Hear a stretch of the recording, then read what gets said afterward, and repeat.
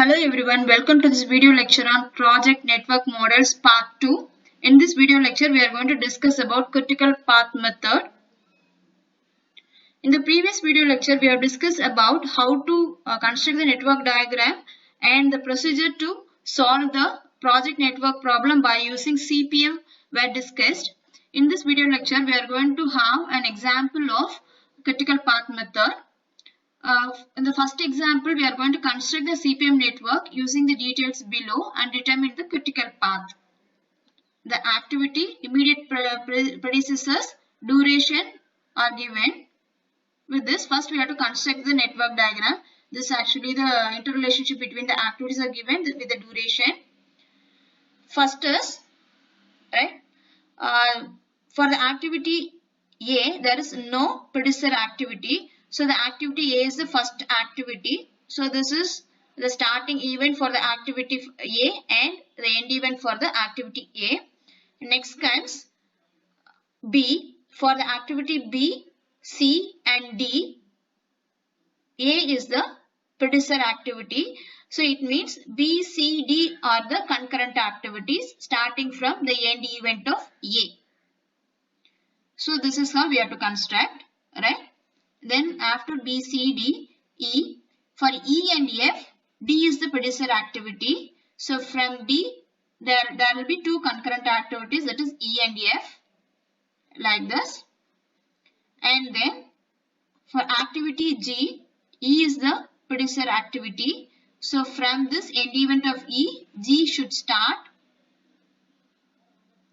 And it ends here because it ends in the end event of F, because for the activity H, F and G are the predecessor activities. So if you want to start the activity H, there should be common node for after F and G activity. That's why it is connected in the common node. From this common node, H can start, right? And it is connected to the end event of C because for the activity A, C and H are the predecessor activity. So we should have the common event for starting the activity A, like this. Then for the activity J, the immediate predecessor activity is B. From the end event of B, J can start. And these two are the end activities. I and J are the end activities. So it should end with the same end event like this. So this is how we have to construct the network diagram. We already discussed in detail in the last video lecture itself. So after constructing the network diagram like this, we have to take the durations. Like this. For activity A, the duration is 1. For activity D, the duration is 2. For activity C, duration is 2. For H, it is 1. Like this. So we have to write down all the activity durations like this in the activity diagram. Then after doing this, we have to calculate the TE and TL value. TE is actually the earliest start time. That is actually called as T suffix E. So we have to calculate TE and TL. TL is actually latest finish time for the particular event. So we are going to calculate TE value and TL value for all the events, right? And TE value can be calculated by using forward pass calculation, and TL value can be calculated by using reverse pass calculation. Here, first we will start with TE value like this. So for the starting event, TE value will be equal to 0. So it is 0 here. Then we have to move on to the next event. Here, TE value will be equal to TE value of the previous event, which is 0, plus the activity duration, which is 1. So here for the node 2, the TE value will be equal to 0 plus 1, which is 1. Right? Next we will move on to the next event, which is 4. And here the TE value will be equal to TE value of the previous event plus activity duration. So 1 plus 2, which is 3. Right? Next we will move on to this. So it is 3 plus 3, 6. And while coming to here, node number 6, there are two different paths for reaching node number 6. One is this, another one is this. So if there are two or more incoming activities, we have to calculate the TE value of all the activities and we have to choose the maximum among the TE values, right? That is the formula. So if you just use this path, it is 6 plus 2, which is 8. And if you use this path, 3 plus 3, which is 6. So this is, in this way it is 8. In this way, if you calculate, it is 6. Maximum among these two is 8. So we have to have TE value of 6 as 8. Right? So we have to choose the maximum value among all the TE values while performing forward calculation to find out TE values. Right? And next we will come to this. We'll come to the event number 7. If you just come to event number 7, again there are two paths to reach this event. One is this one, another one is this. Here it is 8 plus 1, 9. Here it is 1 plus 2, 3. We have to choose the maximum. So 9, while comparing 9 and 3, 9 is the maximum value. So TE value of 7th event will be 9. Next we will come here. Here it is 1 plus 4, 5. And while coming to event number 8, there are two different routes like this. And we have to choose the maximum among two values. Here it is 9 plus 3, 12. Here it is 5 plus 2, 7. So 12 is the maximum value. So TE value of the 8th event will be 12. Right? Next we have to calculate TL value for all the events. We have to start from last event and we have to apply reverse path calculation method to find out TL value. Right? And TL value of the last event will be equal to TE value of the last event. So TL value will be equal to 12, which is equal to TE value of the last event. Then we have to calculate reverse. So if we just come here, it will be 12 minus 3. So it is 9. And if we just come here, it is 9 minus 1, 8. And if you just go here, it is 8 minus 2, 6. While coming here, there are two different paths in reverse. If you just consider it as a reverse path, one is 8 minus 3, 5. 6 minus 3, 3. While coming to calculation of TL values, we have to choose the minimum value among all the TL values. Right? Here it is 8 minus 3, 5. 6 minus 3, 3. So minimum among these two values, 5 and 3 is, 3 is the minimum value. So here the value should be 3. Then while coming to this point, there are two different paths. We have to calculate this one first. So it is 12 minus 2, 10. And while coming to this event, there are two different paths. This one and this one. Here it is 3 minus 2, 1. Here it is 10 minus 4, 6. Meaning minimum among these two values is 1. Next is 1 minus 1, 0. So this is how we have to calculate all the TE value and TL value for all the events. Right? After calculating this, we have to find the critical path. So when TE value will be equal to, if you just connect all the events which is having T is equal to TL value, that will form a critical path. Here TL value is equal to TE value is equal to TL. Here also, and here this one, this one, this one, this one. Even though we have for this point also we have T is equal to TL, and for this point also it is T is equal to TL. We should not choose this path because there is second constraint also available. If you just subtract 8 minus 3, that should be 0. Here 8 minus 3 is 5, 5 minus 3 is 2. It is not 0. The second condition is not satisfied. So we should not have this path as or this activity as critical activity. Right? If both the conditions are satisfied, then only that is said to be critical activity. If you just connect all the critical activities, that will be critical path. So this is another one. So these are equal.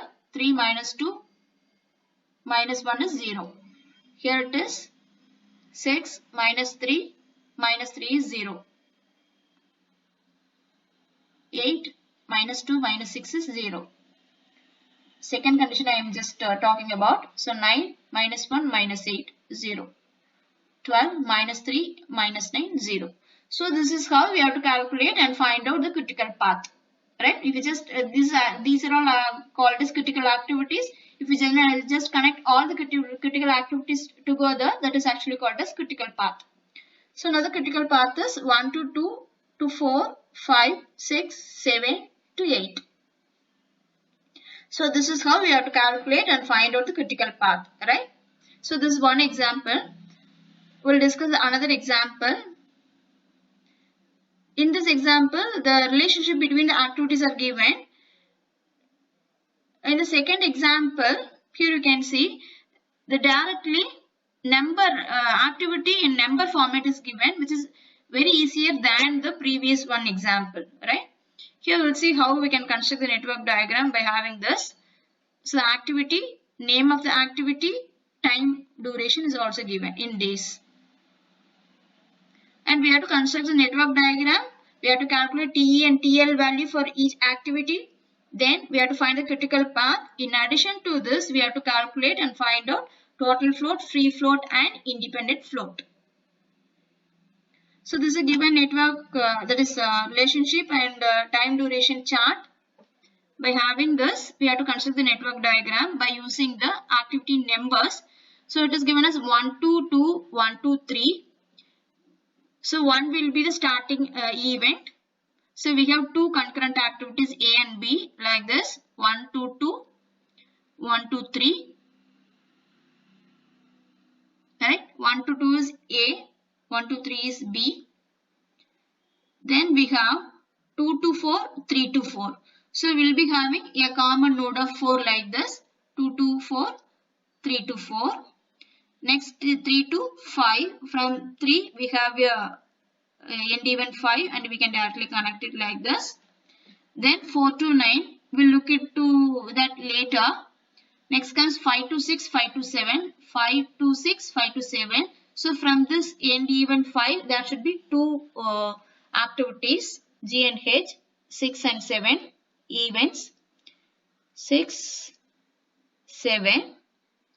Next 6 to 8, 7 to 8. So 8 is a common node. 6 to 8, 7 to 8. Next is 8 to 10, 9 to 10. So if you want to construct node number 10, first we should construct node number 9, 4 to 9. So 4 to 9 is this.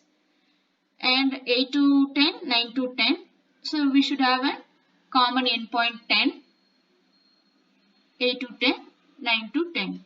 So it is very easy to construct the relationship between activities is given, right? So this is how we have to construct the network diagram.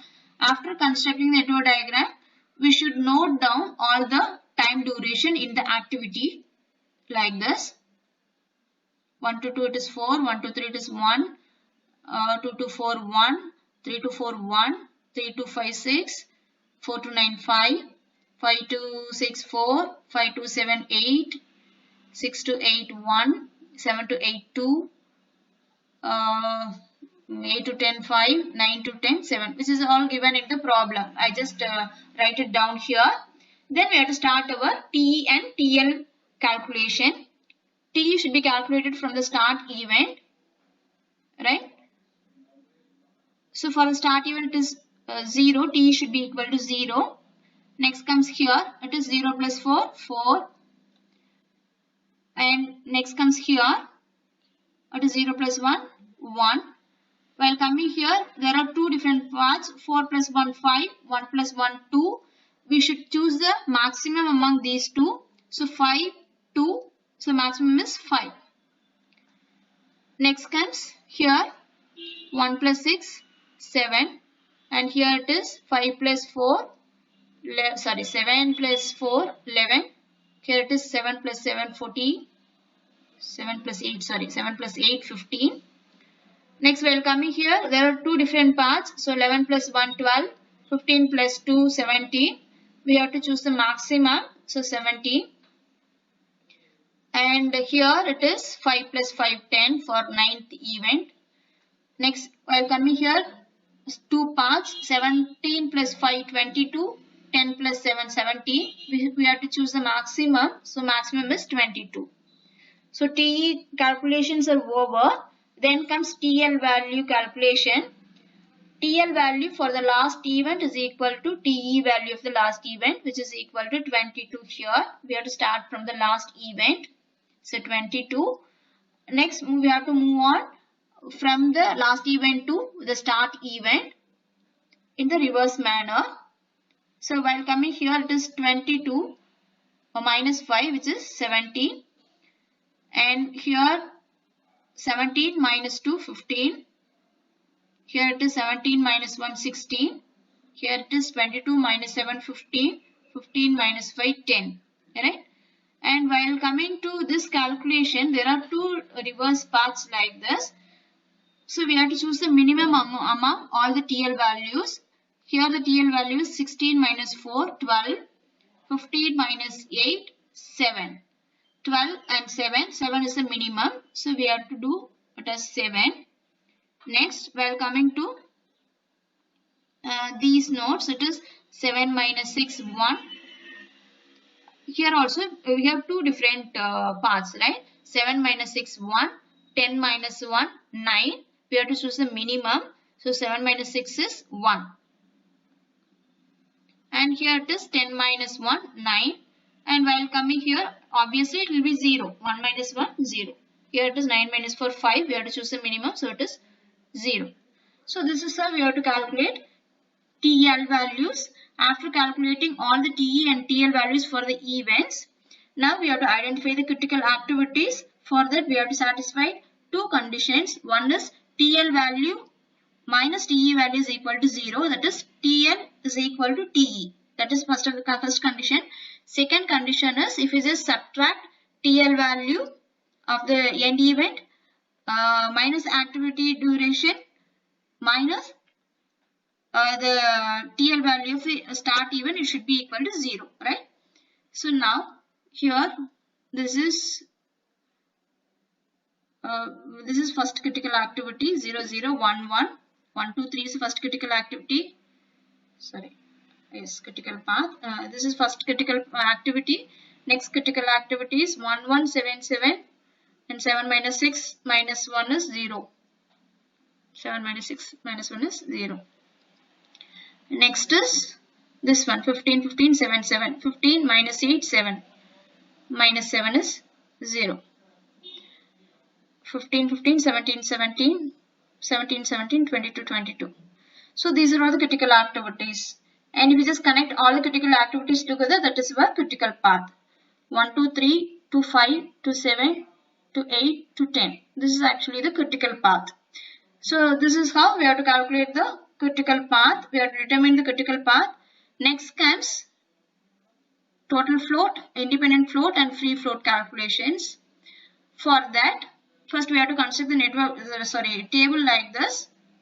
And we have to list out all the activities which is given in the problem with the activity name and activity duration, which is actually called as normal time here. These are all given in the problem itself. After this, we have to tabulate all these readings. Earliest time, that is earliest start time, finish time, latest start time, latest finish time, total float, then free float, then independent float. We will consider all these things in the later slides. First, we will see how to calculate earliest start time, right? So this earliest start time will be equal to TE of the first event, that is start event or a tail event. If there is an activity 1 to 2, the starting event is 1. So TE value of the starting event should be taken as the ES value. Right? For 1 to 2, 1 is the starting event. The TE value of 1 is 0. Right? The same way for 1 again 0. For 2 to 4, 2 is the starting event. So starting event time is TE value is 4. Sorry. So that should be taken here. For 3 to 4, here it is 1. For 3 to 5 again 1. For 4 to 9, it is 5. 5 to 6, it is 7 and so on like this. For 5 to 6, starting event TE value 7. 5 to 7 again 7. 6 to 8, starting event is 6, 11. For 7 to 8, it is 15. 8 to 10, 17. 9 to 10, 10. So we have to write down all the starting event TE values as a ES, right? Then we have to calculate EF value. EF value can be calculated by using the formula EF value is equal to ES value plus normal time. If you just add these two, you will be getting EF value. 0 plus 4, 4, 0 plus 1, 1, 4 plus 1, 5 and so on. Right? 5 plus 5, 10, 7 plus 4, 11 and so on. So you can easily calculate EF values. Next, we have to take the latest finish value from this diagram. Right? Latest finish value is actually second event's TL value. Right? For this we have taken first event's TE value. For latest finish we have to take the second event's or end event's TL value. For 1 to 2 the end event is 2 and TL value is 9. For 1 to 3 it is 1. For 2 to 4 it is 10.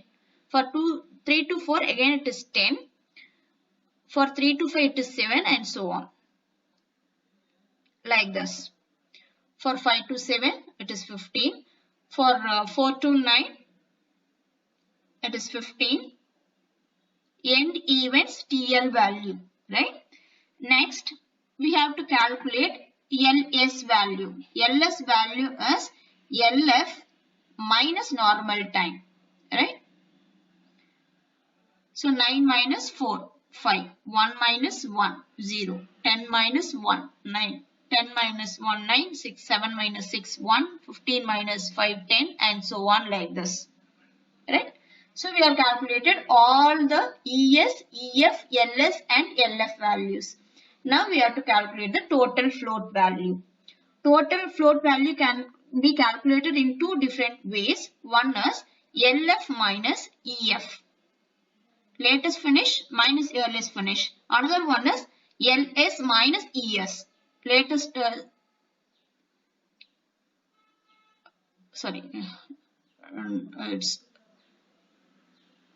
is LS minus ES. This is wrong. LS minus ES. Latest start minus ES. Right? Finish time minus finish. Start minus start. So that will give you total float time. So if we just consider finish minus finish. 9 minus 4, 5. 5 minus 0 is also 5. We can calculate either way. For the next one it is 1 minus 1, 0. 10 minus 5, 5. 10 minus 2, 8. 7 minus 7, 0. 15 minus 10, 5 and so on. Right? So this is wrong. This should be LS minus ES. Right. We have calculated the total float. Next comes free float and independent float. Free float can be calculated by using the formula TF minus head event slag. TF is the total float we already calculated. Head event slag means head event means second event or end event of an activity. Slag means difference between TL and TE value. Here for 1 to 2 activity, the head event is event 2 and the difference between TE and TL value is your slag, head event slag for the activity 1 to 2 is 9 minus 4, 5. So TF is 5, 5 minus 5 is 0, right? For 1 to 3 activity, the difference is for the third event is 0. So 0 minus 0 is 0. For 2 to 4 activity, 4 is the head event slag is 5. So already 5 total float, 5 minus 5 is 0. So we have to calculate like this for all the activities. Next is independent float. Independent float is actually free float minus tail event slag. Tail event means starting event. Starting event means for 3 to 5 activity, the starting event is 3. We have to consider the slag. Slag means TE and TL difference. So for 3 to 5 activity, starting event is our tail event is this one. The slag is 0. So already 0, 0 minus 0 is 0. Alright. And if there is any negative value while calculating the independent float, we have to consider it as 0. Right. So this is how we have to calculate all the independent float, free float and total float for all the activities and the critical path. Okay. Thank you for patience listening. In the next video lecture, we are going to discuss about path network diagram construction and solving the particular problem.